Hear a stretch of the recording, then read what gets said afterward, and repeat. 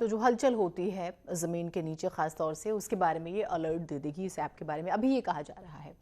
आगे बढ़ते हैं, एक और बड़ी खबर है, उत्तराखंड की बात करेंगे। अमित शाह का दौरा जो है वो तय हो चुका है। गृह मंत्री अमित शाह 8 अगस्त को उत्तराखंड दौरे पर पहुंचेंगे। उत्तरकाशी में आईटीबीपी की पासिंग आउट परेड में वो शामिल होंगे। उसके बाद भारत चीन बॉर्डर पर स्थित नीलांग वैली भी जाएंगे। तो ये उनका कार्यक्रम जो है, क्योंकि पहले संभावनाओं का जिक्र हो रहा था, लेकिन अब यह कार्यक्रम तय हो चुका है। उत्तराखंड 8 अगस्त को गृह मंत्री अमित शाह पहुंच रहे हैं।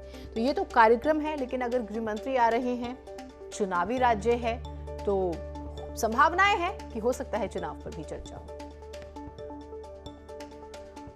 और वो इसलिए क्योंकि उत्तराखंड विधानसभा चुनाव में बीजेपी पूरी ताकत झोंक रही है। बड़ी खबर यह है कि इसी महीने बीजेपी के राष्ट्रीय अध्यक्ष जेपी नड्डा भी उत्तराखंड के दौरे पर आ रहे हैं।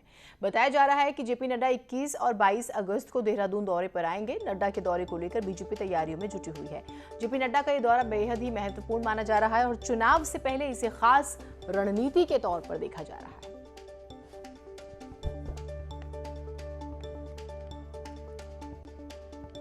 उत्तराखंड विधानसभा का मॉनसून सत्र 23 अगस्त से शुरू होने जा रहा है। चुनाव से पहले इस सेशन के हंगामेदार रहने के आसार हैं। इसके लिए पक्ष और विपक्ष दोनों ने तैयारियां शुरू कर दी हैं।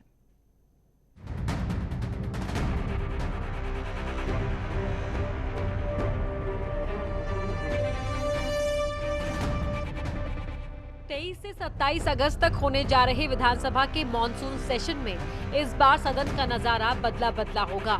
नेता प्रतिपक्ष और नेता सदन की दोनों सीटों पर नए चेहरे होंगे।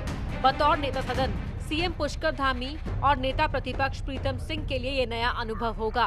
चुनाव से पहले मुद्दों की बौछार होगी तो सदन हंगामेदार रहने के पूरे आसार हैं। उत्तराखंड के जो जनहित के मुद्दे हैं उसको हम सदन में उठाने का काम करें, लेकिन जो सत्र की अवधि है वो बहुत कम है और इस अवधि में तमाम विषयों को उठा पाना बड़ा कठिन होगा। लेकिन सड़क का रास्ता हमारे सामने है। हम सदन में भी और सड़क में भी सरकार को घेरने का काम करेंगे। संसदीय कार्य मंत्री की कुर्सी पर भी मदन कौशिक की जगह बंशीधर भगत होंगे। ऐसे में बीजेपी का कहना है कि कांग्रेस आपसी लड़ाई में इतनी उलझी है कि सरकार को घेरना बहुत दूर की बात है। कांग्रेस पिछले 4.5 साल से यही तो कहती आ रही है, समय कम है, हम मुद्दे उठाएंगे, हम सड़क पे घेरेंगे, हम सदन में घेरेंगे, लेकिन आपसे लड़ाई से बाहर निकलेंगे तभी तो घेरेंगे। विधानसभा चुनाव से पहले ये आखिरी सत्र है, लिहाजा दोनों ही तरफ से पूरी ताकत झोंकी जाएगी ताकि खुद को दूसरे से 20 साबित किया जा सके। देहरादून से न्यूज़ 18 के लिए सुनील नवप्रभात की रिपोर्ट।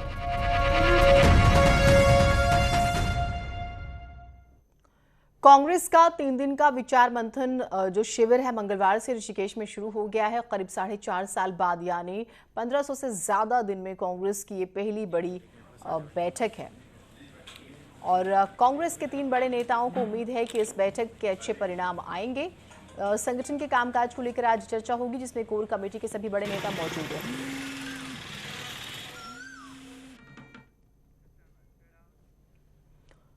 तो 2022 के चुनाव में ब्राह्मण सबसे बड़े किंग मेकर के तौर पर दिख रहे हैं।